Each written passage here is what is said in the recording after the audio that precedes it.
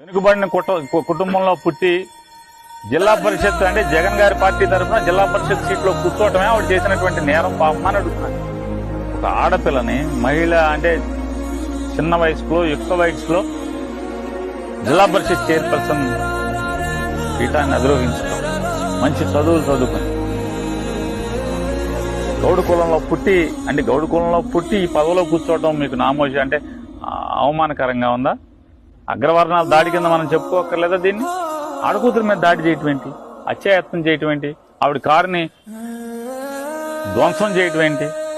కన్నీరు మున్నీరు అవుతుంది.